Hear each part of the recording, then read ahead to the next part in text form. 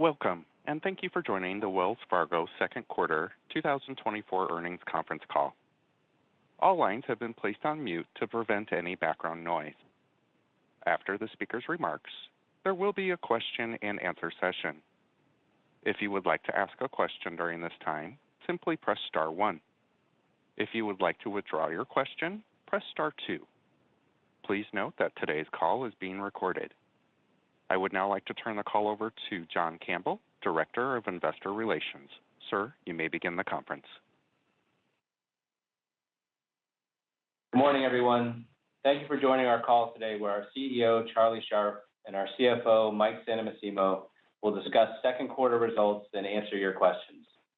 This call is being recorded. Before we get started, I would like to remind you that our second quarter earnings materials, including the release, financial supplement, and presentation deck, are available on our website at wellsfargo.com. I'd also like to caution you that we may make forward-looking statements during today's call that are subject to risks and uncertainties. Factors that may cause actual results to differ materially from expectations are detailed in our SEC filings, including the Form 8-K filed today containing our earnings materials. Information about any non-GAAP financial measures referenced, including a reconciliation of those measures to GAAP measures, can also be found in our SEC filings and the earnings materials available on our website. I will now turn the call over to Charlie. Thanks, John. As usual, I'll make some brief comments about our second quarter results and update you on our priorities. I'll then turn the call over to Mike to review our results in more detail before we take your questions. So let me start with some second quarter highlights. Our financial performance in the quarter benefited from our ongoing efforts to transform Wells Fargo. We continue to generate strong fee-based revenue growth with increases across most categories compared to a year ago due to both the investments we're making in our businesses and favorable market conditions, with particular strength in investment advisory, trading activities, and investment banking. These results more than offset the expected decline in net interest income. Credit performance during the second quarter was consistent with our expectations. Consumers have benefited from a strong labor market and wage increases. The performance of our consumer auto portfolio continued to improve, reflecting prior credit tightening actions, and we had net recoveries in our home lending portfolio. While losses in our credit card portfolio increased as expected, early delinquency performance of our recent vintages was aligned with expectations. In our commercial portfolios, losses continued to be driven by commercial real estate office properties, where we expect losses to remain lumpy. Fundamentals in the institutional-owned office real estate market continue to deteriorate as lower appraisals reflect the weak leasing market in many large metropolitan areas across the country. However, they still remain within the assumptions we made when setting our allowance for credit losses. We continue to execute on our efficiency initiatives, which has driven headcount to decline for 16 consecutive quarters. Average commercial and consumer loans were both down from the first quarter. The higher interest rate environment and anticipation of rate cuts continued to result in tepid commercial loan demand, and we have not changed our underwriting standards to chase growth. Balance growth in our credit card portfolio was more than offset by declines across our other consumer portfolios. Average deposits grew modestly from the first quarter, with higher balances in all of our consumer-facing lines of businesses. Now let me update you on our strategic priorities, starting with our risk control work. We are a different Wells Fargo from when I arrived. Our operational and compliance risk and control build-out is our top priority and will remain so until all deliverables are completed, and we embed this mindset into our culture, similar to the discipline we have for financial and credit risks today. We continue to make progress by completing deliverables that are part of our plans. The numerous internal metrics we track show that the work is clearly improving our control environment. While we see clear forward momentum, it's up to our regulators to make their own judgments and decide when the work is done to their satisfaction. Progress has not been easy, but tens of thousands of my partners at Wells Fargo have now worked tirelessly for years to deliver the kind of change necessary for a company of our size and complexity, and we will not rest until we satisfy the expectations of our regulators and the high standards we have set for ourselves. While we have made substantial changes and have meaningfully improved our control environment, the industry operates in a heightened regulatory oversight environment, and we remain at risk of further regulatory actions. We are also a different Wells Fargo in how we are executing on other strategic priorities to better serve our customers and help drive higher returns over time. Let me highlight a few examples of the progress we're making. We're diversifying revenue sources and reducing our reliance on net interest income. We are improving our credit card platform with more competitive offerings, which is important both for our customers and strategically for the company. During the second quarter, we launched 2 new credit cards, a small business card and a consumer card. Since 2021, we have launched 9 new credit cards and are almost complete in our initial product build-out. The momentum in this business is demonstrated by continued strong credit card spend and new account growth. We are not lowering our credit standards, but see that our strong brand and a great value proposition are being well received by the market. Building a large credit card business is an investment, as new products have significant upfront costs related to marketing, promo rates, onboarding, and allowance, which drive little profitability in early years. But as long as our assumptions on spend, balance growth, and credit continue to play out as expected, we expect the card business to more meaningfully contribute to profit growth in the future as the portfolio matures.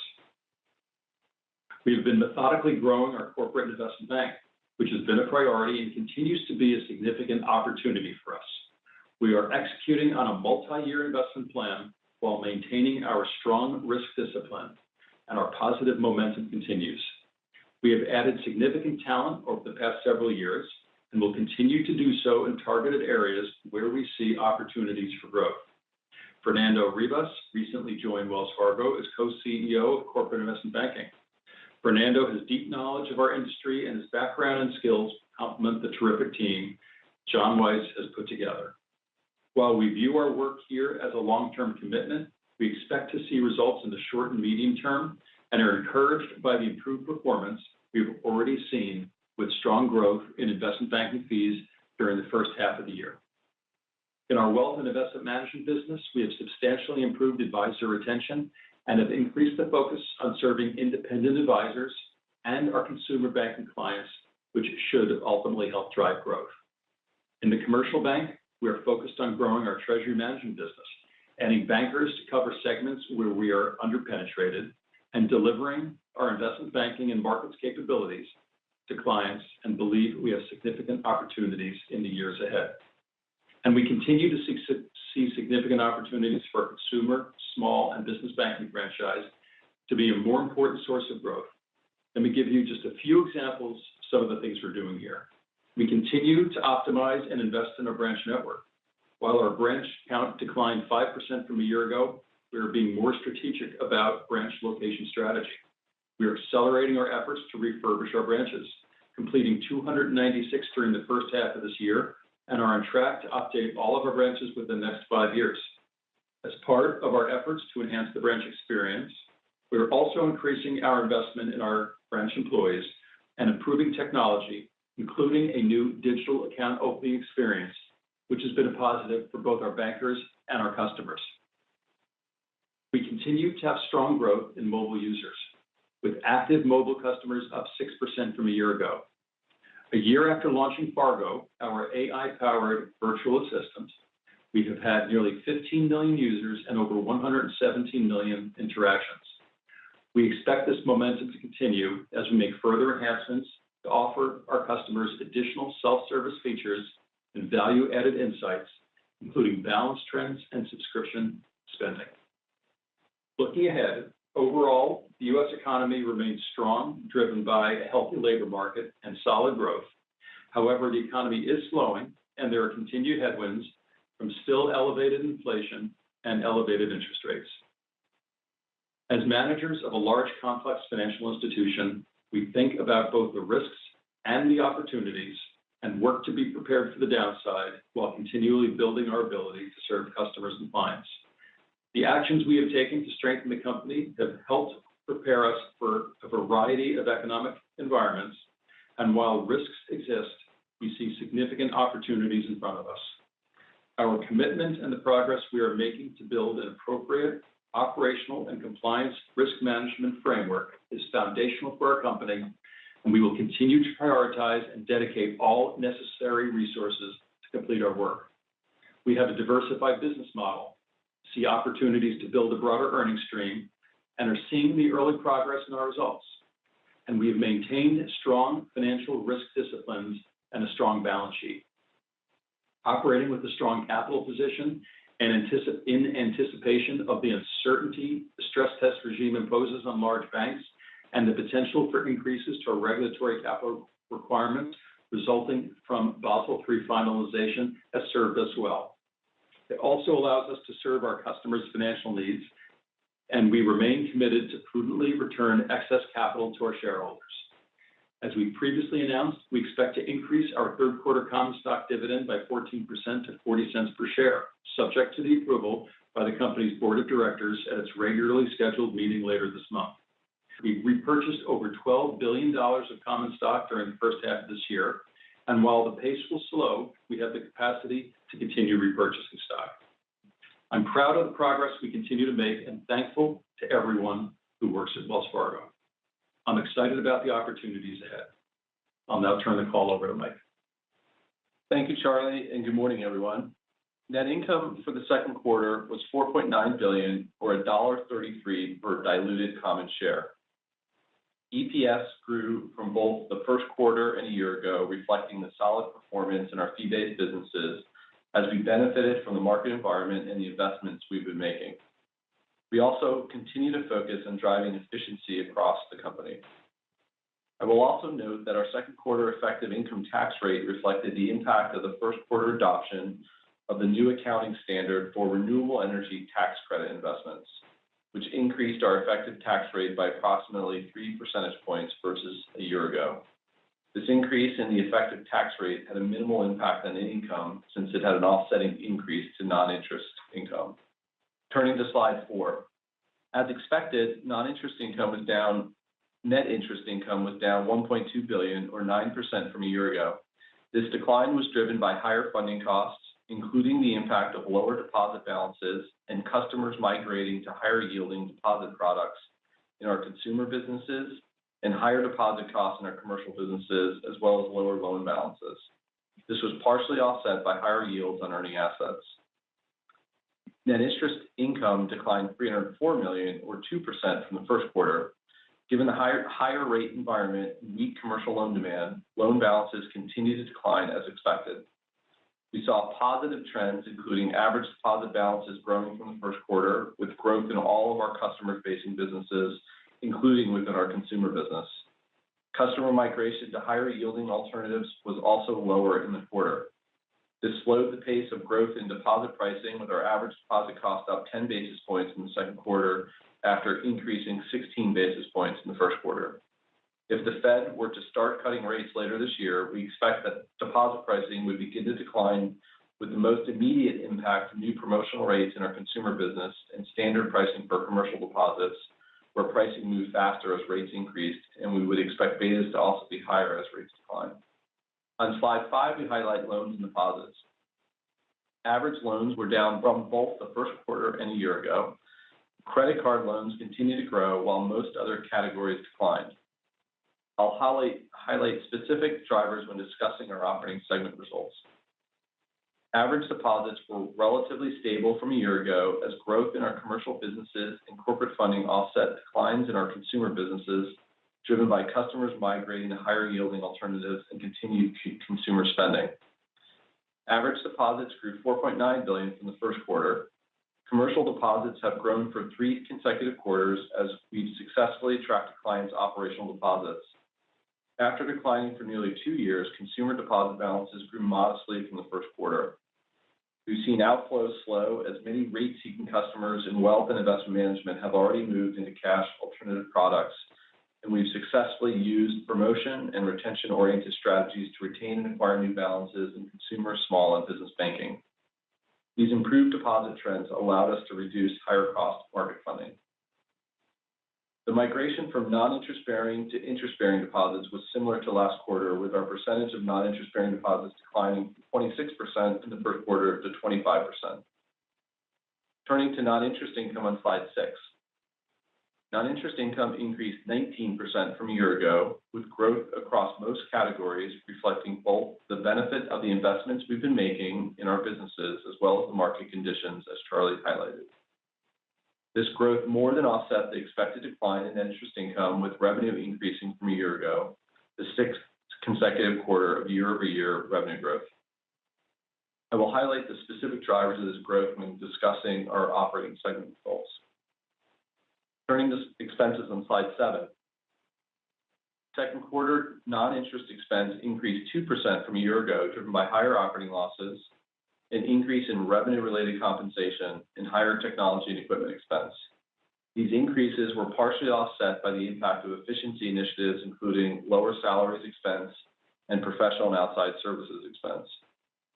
Operating losses increased from a year ago and included higher customer remediation accruals for a small number of historical matters that we are working hard to get behind us. The 7% decline in non-interest expense from the first quarter was primarily driven by seasonally higher personnel expense in the first quarter. Turning to credit quality on slide 8, net loan charge-offs increased 7 basis points from the first quarter to 57 basis points of average loans. The increase was driven by higher commercial net loan charge-offs, which were up $127 million from the first quarter to 35 basis points of average loans, primarily reflecting higher losses in our commercial real estate office portfolio.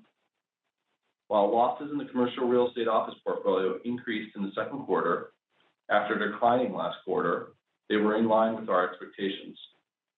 As we have previously stated, commercial real estate office losses have been and will continue to be lumpy as we continue to work with clients. We continue to actively work to de-risk our office exposure, including a rigorous monitoring process. These efforts help to reduce our office commitment by 13% and loan balances by 9% from a year ago. Consumer net loan charge-offs increased $25 million from the first quarter to 88 basis points of average loans. Auto losses continued to decline, benefiting from the credit tightening actions we implemented starting in late 2021. The increase in credit card losses was in line with our expectations, as older vintages are no longer benefiting from pandemic stimulus as more recent vintages mature. Importantly, the credit performance of our newer vintages has been consistent with our expectations, and we currently expect the credit card charge-off rate to decline in the third quarter. Non-performing assets increased 5% from the first quarter, driven by the higher commercial real estate office non-accruals. Moving to slide 9. Our allowance for credit losses was down modestly from the first quarter, driven by declines across most asset classes, partially offset by a higher allowance for credit card loans driven by higher balances. Our allowance coverage for total loans has been relatively stable over the past 4 quarters as credit trends remain generally consistent. Our allowance coverage for our commercial real estate office portfolio has also been relatively stable at approximately 11% for the past several quarters. Turning to capital and liquidity on slide 10. Our capital position remains strong, and our CET1 ratio of 11% continued to be well above our current 8.9 regulatory minimum plus buffers. We're also above our expected new CET1 regulatory minimum plus buffers of 9.8% starting in the fourth quarter of this year, as our stress capital buffer is expected to increase from 2.9% to 3.8%. We repurchased $6.1 billion of common stock in the second quarter, and while the pace will slow, we have capacity to continue to repurchase common stock, as Charlie highlighted. Also, we expect to increase our common stock dividend in the third quarter by 14%, subject to board approval. Turning to our operating segments, starting with consumer banking and lending on slide 11. Consumer, small, and business banking revenue declined 5% from a year ago, driven by lower deposit balances and the impact of customers migrating to higher-yielding deposit products. Home lending revenue was down 3% from a year ago due to lower net interest income as loan balances continued to decline. Credit card revenue was stable from a year ago as higher loan balances driven by higher point-of-sale volume and new account growth was offset by lower other fee revenue. Auto revenue declined 25% from last year, driven by lower loan balances and continued loan spread compression. Personal lending revenue was down 4% from a year ago, driven by lower loan balances and loan spread compression. Turning to some key business drivers on slide 12, retail mortgage originations declined 31% from a year ago, reflecting our focus on simplifying the home lending business, as well as the decline in the mortgage market. Since we announced our new strategy at the start of 2023, we have reduced headcount in home lending by approximately 45%. Balances in our auto portfolio declined 14% compared with a year ago, driven by lower origination volumes, which were down 23% from a year ago, reflecting previous credit tightening actions. Both debit and credit card spend increased from a year ago. Turning to commercial banking results on slide 13. Middle market banking revenue was down 2% from a year ago, driven by lower net interest income due to higher deposit costs, partially offset by growth in treasury management fees. Asset-based lending and leasing revenue decreased 17% year over year, included lower net interest income, lower lease income, and revenue from equity investments. Average loan balances were down 1% compared with a year ago. Loan demand has remained tepid, reflecting the higher for longer rate environment in a market where competition has been more aggressive on pricing and loan structure. Turning to corporate investment banking on slide 14. Banking revenue increased 3% from a year ago, driven by higher investment banking revenue due to increased activity across all products, partially offset by lower treasury management results driven by the impact of higher interest rates on deposit accounts. Commercial real estate revenue was down 4% from a year ago, reflecting the impact of lower loan balances. Markets revenue grew 16% from a year ago, driven by strong performance in equities, structured products, and credit products. Average loans declined 5% from a year ago as growth in markets was more than offset by reductions in commercial real estate, where originations remain muted, and we have strategically reduced balances in our office portfolio, as well as declines in banking, where clients continue to access capital markets funding. On slide 15, wealth and investment management revenue increased 6% compared with a year ago. Higher asset-based fees driven by an increase in market valuations were partially offset by lower net interest income, reflecting lower deposit balances and higher deposit costs as customers reallocated cash into higher yielding alternatives. As a reminder, the majority of WIM advisory assets are priced at the beginning of the quarter, so third quarter results will reflect market valuations as of July 1st, which were up from both a year ago and from April 1st. Slide 16 highlights our corporate results. Revenue grew from a year ago due to improved results from our venture capital investments.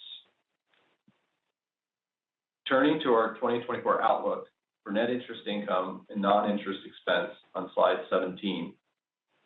At the beginning of the year, we expected 2024 net interest income to be approximately 7 to 9% lower than full year 2023. During the first half of this year, the drivers of net interest income largely played out as expected, with net interest income down 9% from the same period a year ago. Compared with where we began the year, our current outlook reflects the benefit of fewer rate cuts, as well as higher deposit balances in our businesses than what we had assumed in our original expectations, which has helped us reduce market funding. Deposit costs increased during the first half of this year as expected, but the pace of the increase has slowed. However, late in the second quarter, we increased pricing in wealth and investment management on sweep deposits and advisory brokerage accounts. This change was not anticipated in our original guidance, better aligns rates with rates paid in money market funds, and is expected to reduce net interest income by approximately $350 million this year. Our current outlook also reflects lower loan balances. At the beginning of the year, we assumed a slight decline in average loans for the full year, which reflected modest growth in commercial and credit card loans in the second half of the year after a slow start to the year. As we highlighted on our first quarter earnings call, loan balances were weaker than expected, and that trend continued into the second quarter. We expect this underperformance to continue into the second half of the year, with loan balances declining slightly from second quarter levels. As a result of these factors, we currently expect our full year 2024 net interest income to be in the upper half of the range we provided in January, or down approximately 8 to 9% from full year 2023. We continue to expect net interest income will trough towards the end of the year. We are only halfway through the year, and many of the factors driving net interest income are uncertain, and we will continue to see how each of these assumptions plays out during the remainder of the year. Turning to expenses. At the beginning of this year, we expected our full year 2024 non-interest expense to be approximately $52.6 billion. We currently expect our full year 2024 non-interest expense to be approximately $54 billion. There are three primary drivers for this increase. First, the equity markets have outperformed our expectations, driving higher revenue-related compensation expense in wealth and investment management. As a reminder, this is a good thing as these higher expenses are more than offset by higher non-interest income. Second, operating losses and the other customer remediation-related expenses have been higher during the first half of the year than we expected. As a reminder, we have outstanding litigation, regulatory, and customer remediation matters that could impact operating losses during the remainder of the year. Finally, we did not anticipate the $336 million of expense in the first half of the year for the FDIC special assessment, which is now included in our updated guidance. We'll continue to update you as the year progresses. In summary, our results in the second quarter reflected the progress we are making to transform Wells Fargo and improve our financial performance. Our strong growth in fee-based businesses offset the expected decline in net interest income. We made further progress on our efficiency initiatives. Our capital position remains strong, enabling us to return excess capital to shareholders, and we continue to make progress on our path to a sustainable ROTCE of 15%. We will now take your questions. At this time, we will now begin the question and answer session. If you would like to ask a question, please first unmute your phone and then press star 1. Please record your name at the prompt. If you would like to withdraw your question, you may press star 2 to remove yourself from the question queue. Once again, please press star 1 and record your name if you would like to ask a question at this time. Please stand by for our first question. Our first question will come from Ken Usdin of Jefferies. Your line is open. Thanks a lot. Good morning. Mike, I wonder if you could provide a little bit more detail on those latter points you made on the changes on the deposit cost side.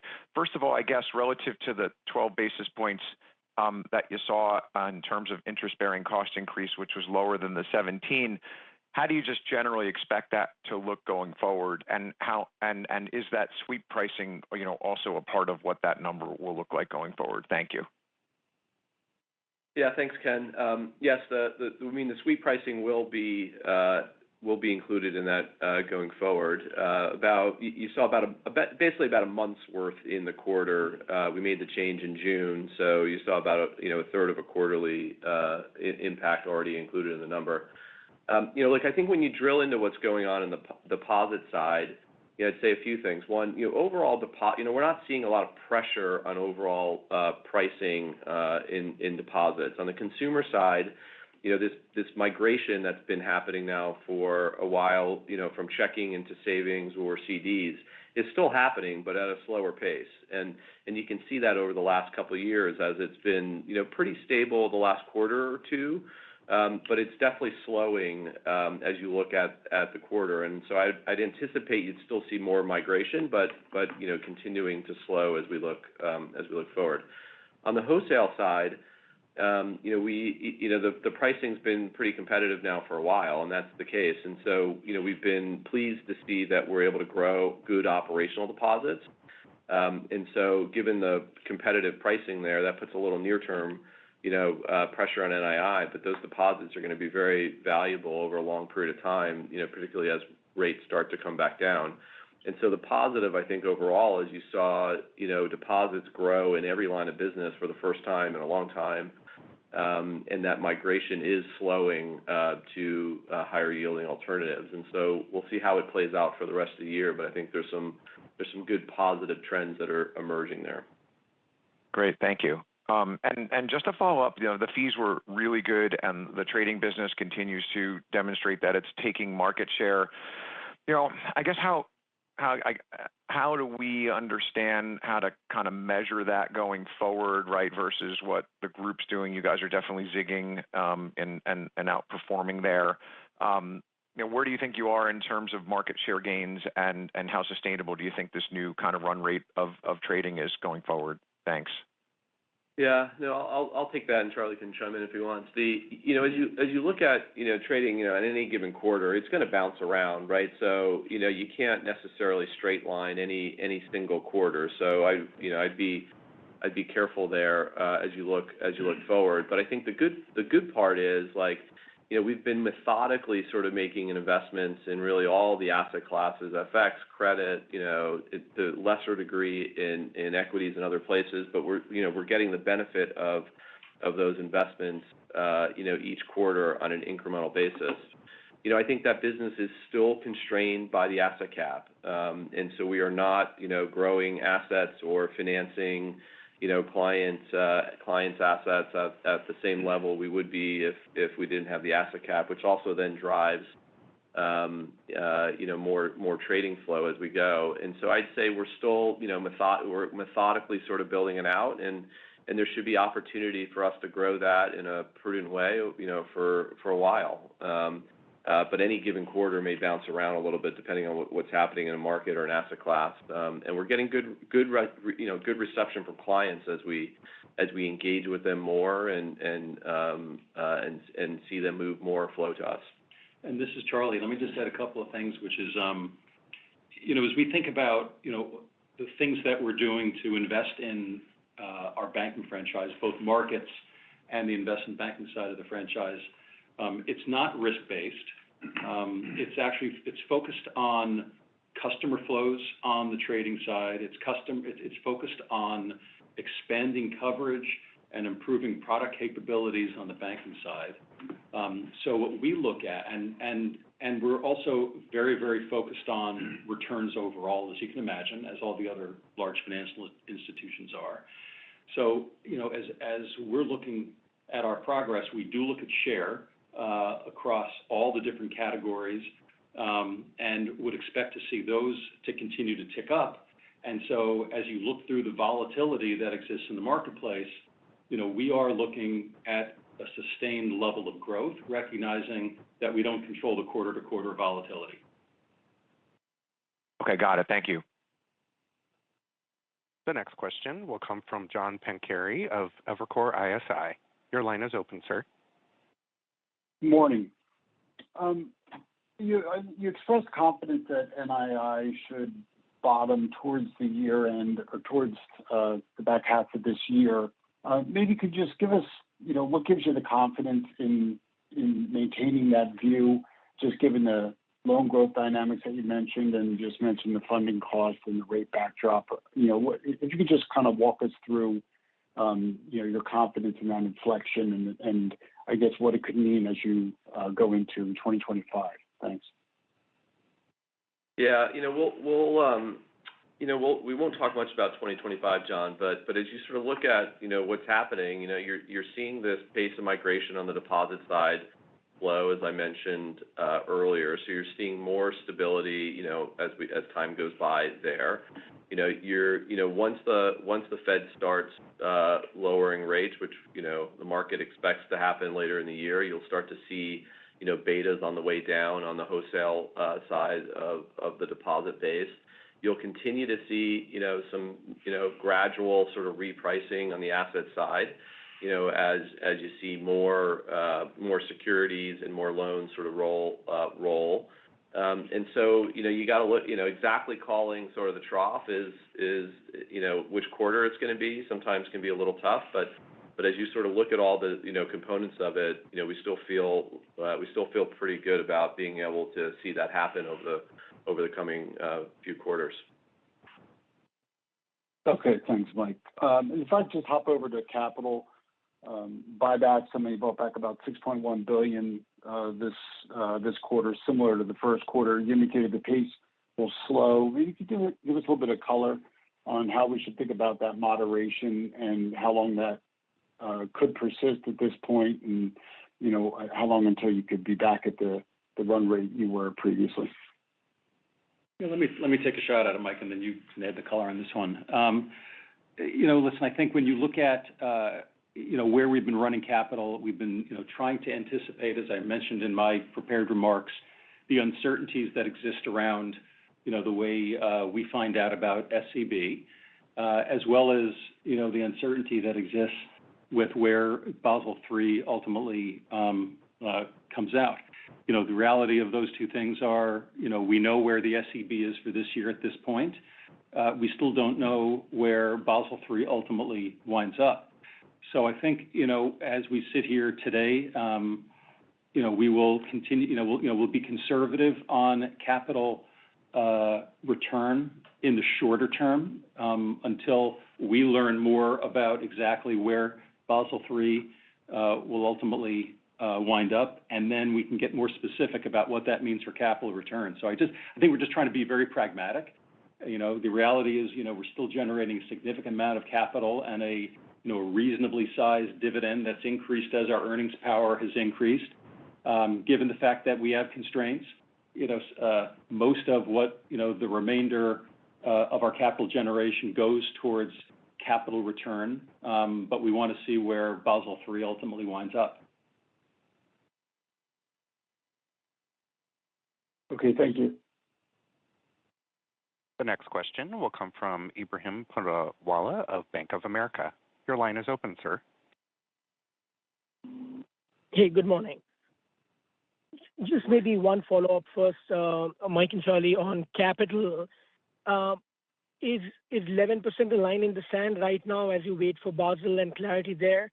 As we, at least, you're not guiding for it, but as we think about what the pace of buybacks might be, or could CET1 go below 11, still significant buffer with the 9.6 minimum? Would appreciate how you think about that ratio in the context of capital return. I think where we are, plus a little bit, probably not minus a little bit, but plus some is probably the right place to be at this point. Remember, the SCB, was higher than we expected, and so that's factoring into our thinking, and so that's really what's driving our thinking in terms of slowing the pace of buybacks at this point. But again, hopefully we'll get some more clarity on Basel III. We know what you know, and then we'll be much clearer about what we think the future looks like there. But again, overall, we still have the capacity to buy back. We just, as we've always been, we want to be prudent. Understood. And then just moving to expenses. So I get the guide, the expense guide increase, but remind us, has anything changed, maybe Charlie, from you first, on the expense flex? That's a big part of the Wells thesis around efficiency gains, which should lead to the path for that 15% ROTCE. And what are you baking in terms of the fee revenue for the back half as part of that guide? Like, does it assume elevated levels of trading in IB? Thank you. So let me just take the first part. So I appreciate you asking the question. I think as far, from where, as we look forward, nothing has changed for us as we think about the opportunity to continue to become more efficient. That story is no different today than it was yesterday or last quarter. As we increased the estimates for the year, it's really reflective of three broad categories. One are the variable expenses that relate to our wealth and investment management business, where we have higher revenues, it results in higher payout. And as Mike always points out, that's actually a good thing, even though it's embedded in the expense line, which causes that number to head upwards. The second thing are the fact that we've had higher customer remediations and FDIC expenses in the first half of the year than when we contemplated the expense guidance. On the customer remediations, we've said, they're not new items, they're historical items. We're getting closer to the end of finalization in these things, and as that occurs, things like response rates and making sure that we've identified the full amount of the population gets all fine-tuned, and that's what's flowing through. But that's it really relates to historical matters and not something that's embedded in what we see in the business going forward. So what you're left with is the rest of the earnings, the expense base of the company, and it's playing out as we would have expected. And so as we sit here and look forward, all the statements I made in the past are still true, which is we're not as efficient as we need to be. We're focused on investing in growing the business. We're focused on spending what's necessary to build the right risk and control infrastructure, and we're focused on driving efficiency out of the company. And that lever, continues to be exactly what it's been. Got it. And you assume fees are staying elevated in the back half as part of the guidance? Yeah, we're, assume equity markets are, about where they are today. So it's still staying pretty elevated. Noted. Thank you so much. The next question will come from Erika Najarian of UBS. Your line is open. Hi, good morning. First, I just want to put context to this question because I didn't want to ask it just in isolation because it seems ticky-tacky, but it's not. So the stock is down, 7.5%.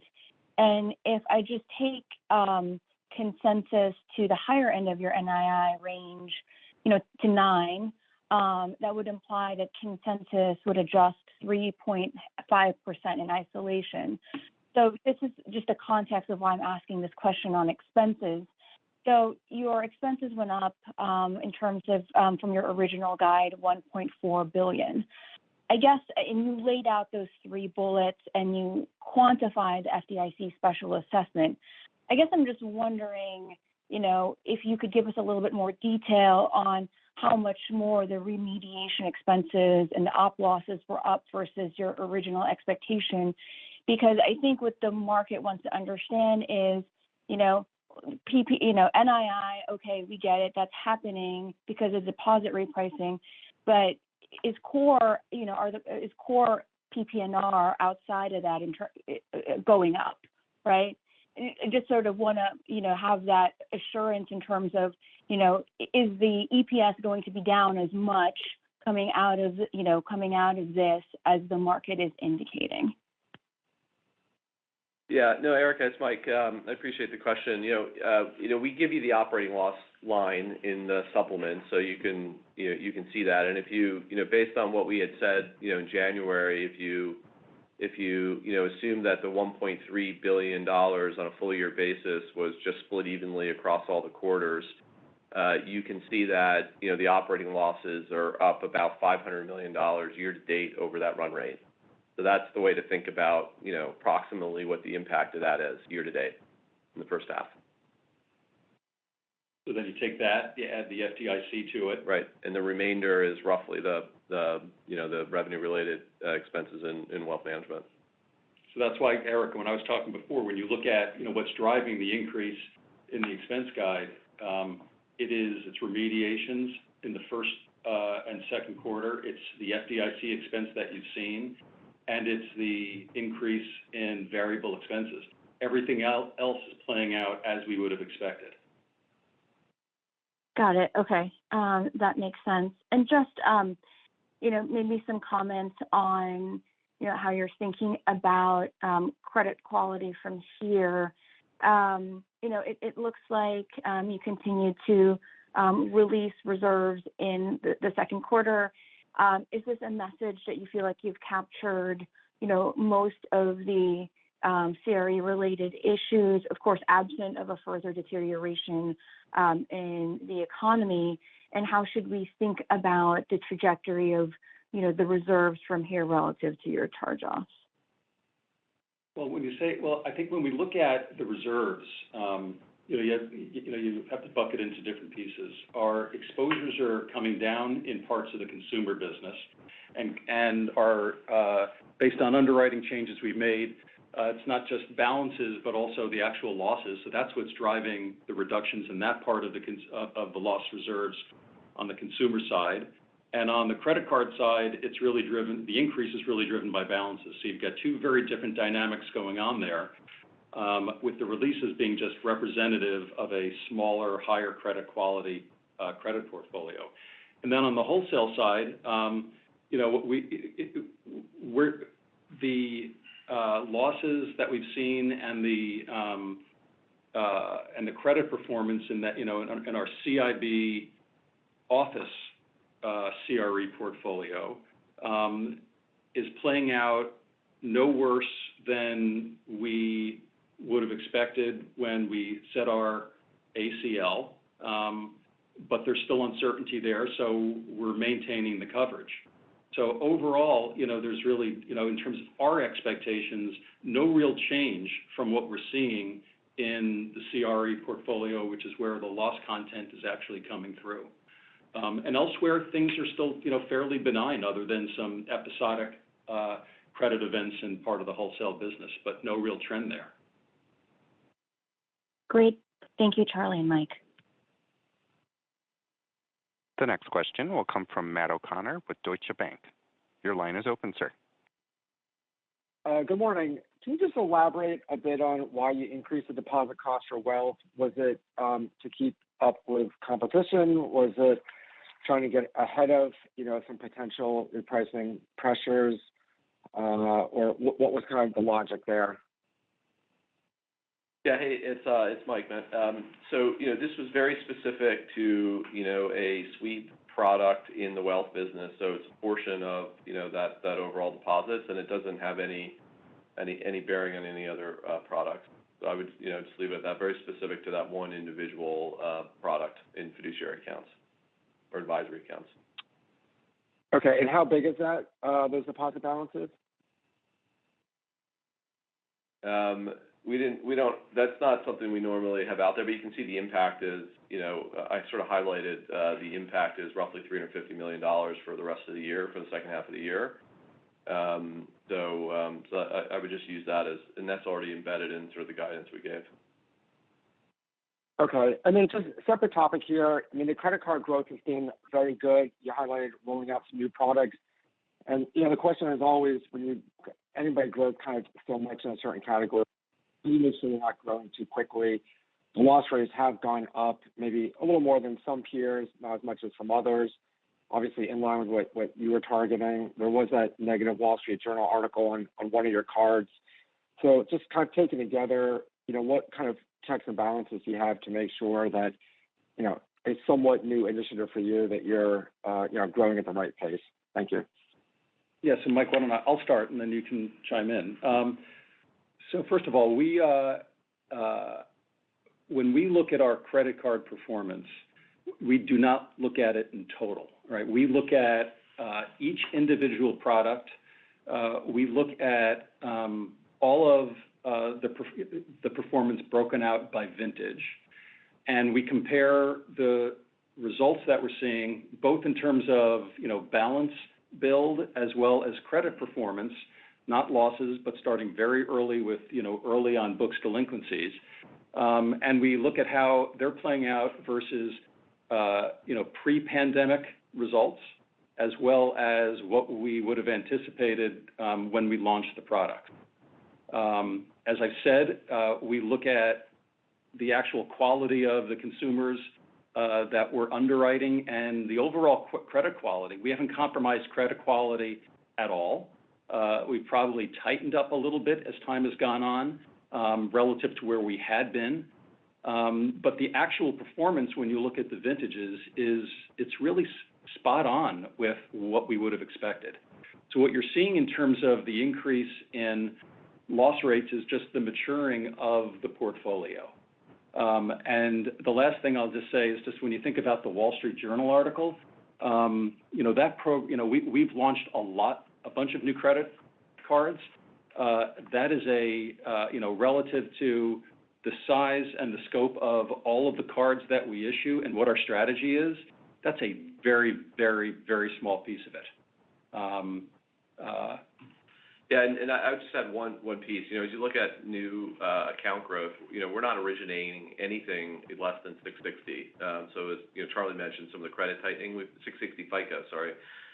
So as Charlie mentioned, the credit box has not been broadened really at all. And when you look at some of the bigger products like cashback, like the cashback card, active cash, the new originations are coming in at a higher credit quality than the back book was. And so at this point, as Charlie said, we go through it at a very, very granular level each quarter, and the results are kind of right where we expect. And if we start to see any kind of weakness at all, we're adjusting where needed. And just one last comment here, which is, again, because I appreciate the question. Whenever it's, whenever you see a lot of, a growth in a product that has risk in it, it's always the right thing to ask the questions.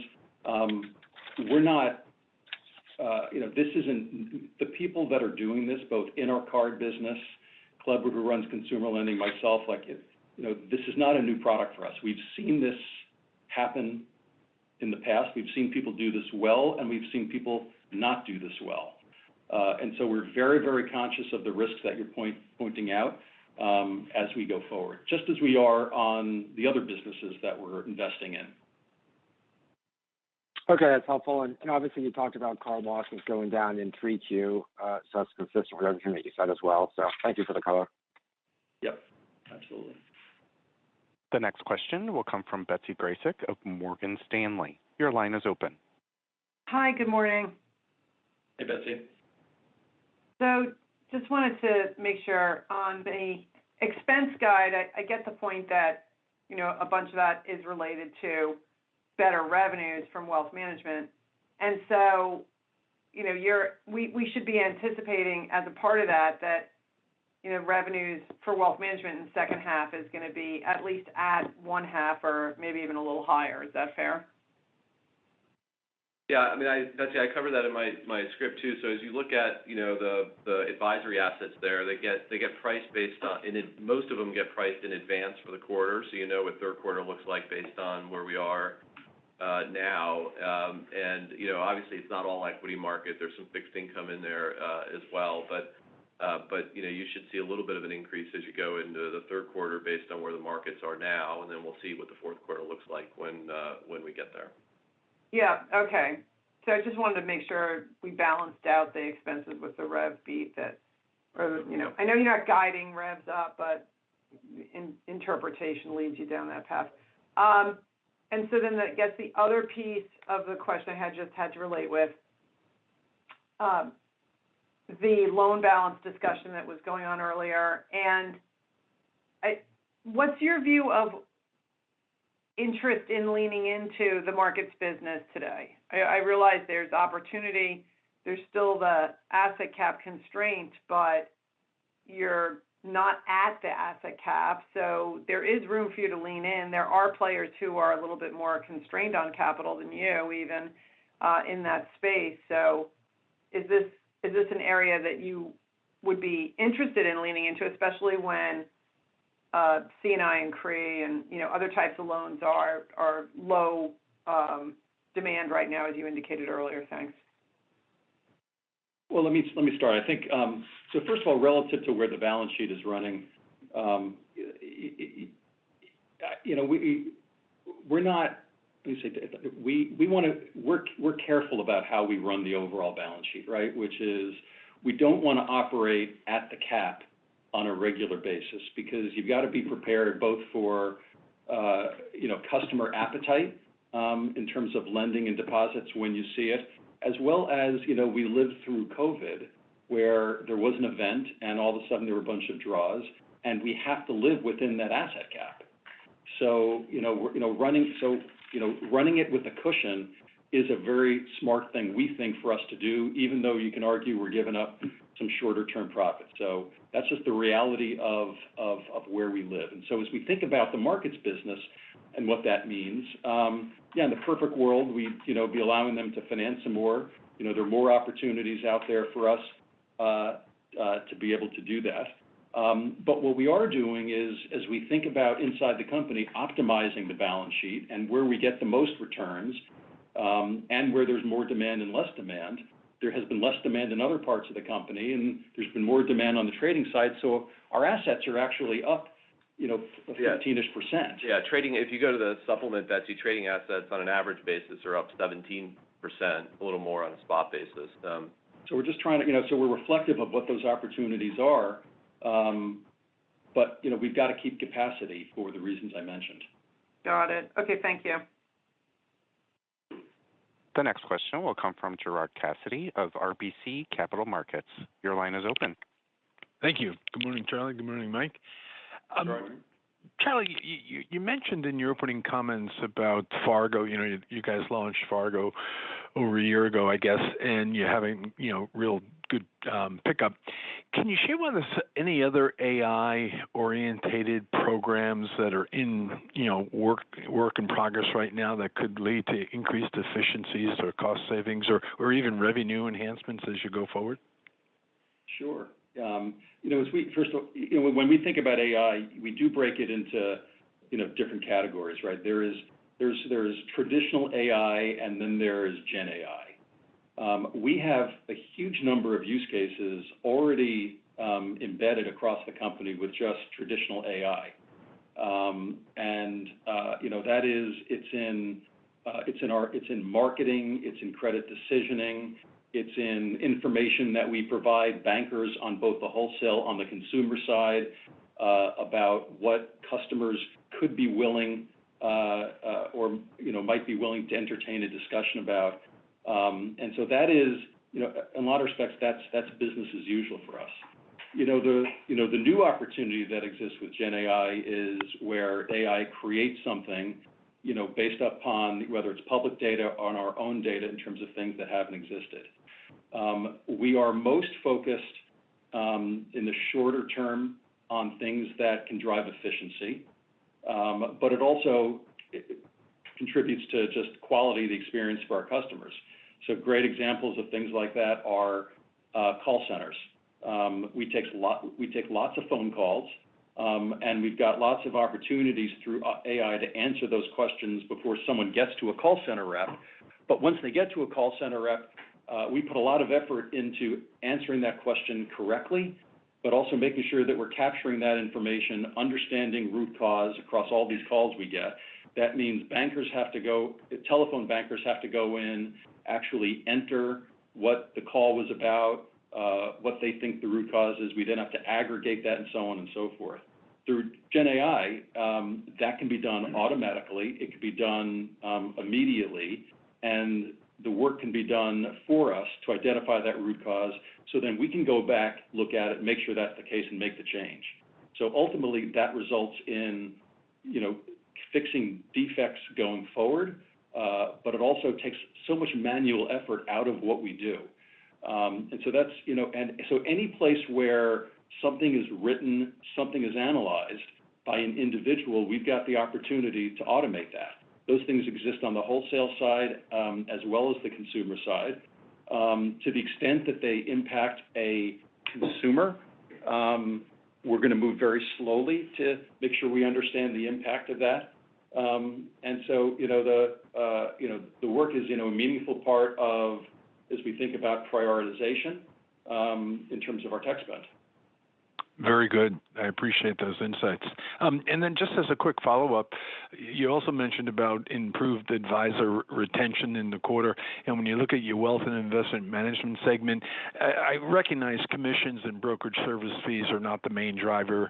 Investment advisory and other asset-based fees are in revenues for this division. But I noticed that they've been flat to down this year. They're up over a year ago. Is it seasonal in the second quarter that line of business just gets soft, or is it the higher rate environment where customers are just leaving more, cash in more, assets in cash because they're getting 5% or so? Yeah, there really is no rhyme or reason necessarily, Gerard, to exactly, how that moves one quarter to the next necessarily. Obviously, if there's like large bouts of volatility, you might see more transaction activity. That certainly hasn't been the case, necessarily in the equity market in the second quarter.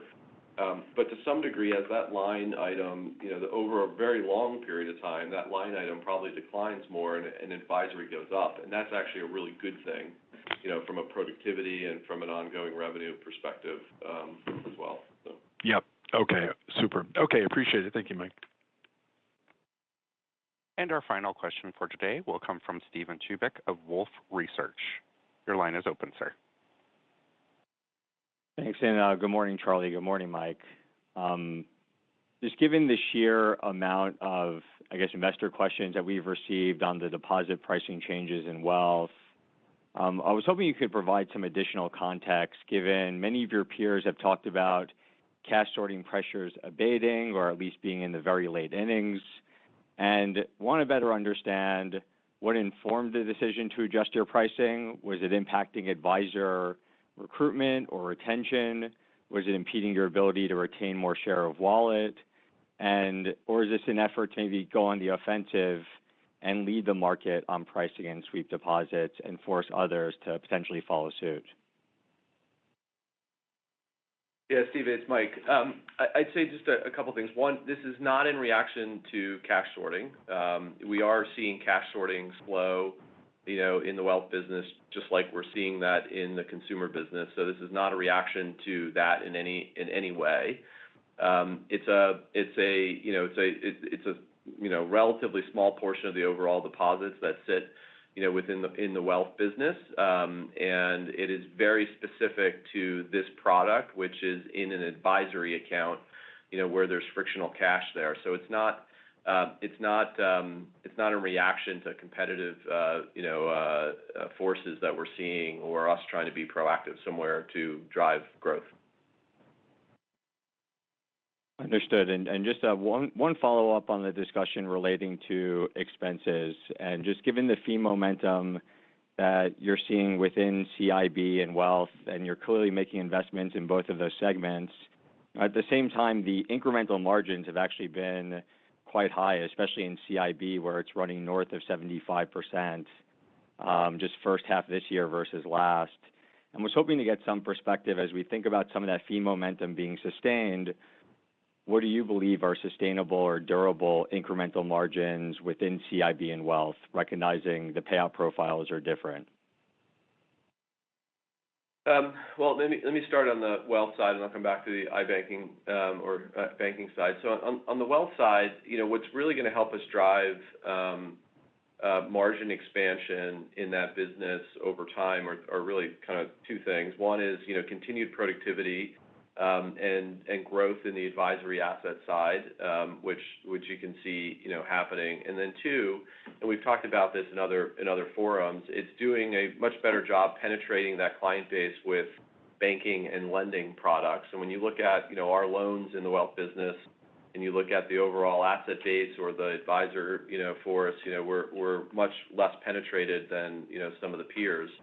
And so I think those things really help drive us to get to more best-in-class margins, which are higher than where we sit today. And that takes some time on the lending side.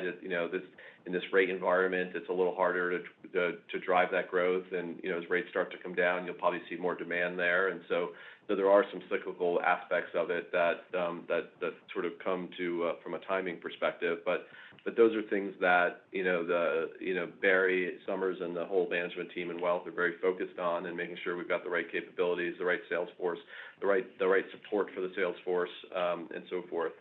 On the iBanking side, we've been making investments in that business now for the better part of 2+ years, a little longer than that probably. And as we're adding good people, we're also we're also making sure that we've got the right people in the right seats. And so you're not seeing this really huge increase in overall senior headcount.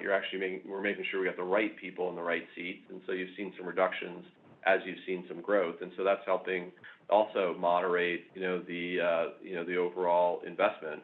And then also as we brought those people on, you're paying them full freight when you recruit people, right? So what you're seeing is you're getting the benefit of those investments by adding the revenue piece now, but you've already got the expense in the run rate to some degree. And so I think you'll see that pace of margin expansion moderate over time, but what you're seeing is what you should expect, which is like we made the investments, you're paying the people, now they're becoming productive incrementally each quarter, and that's good to see.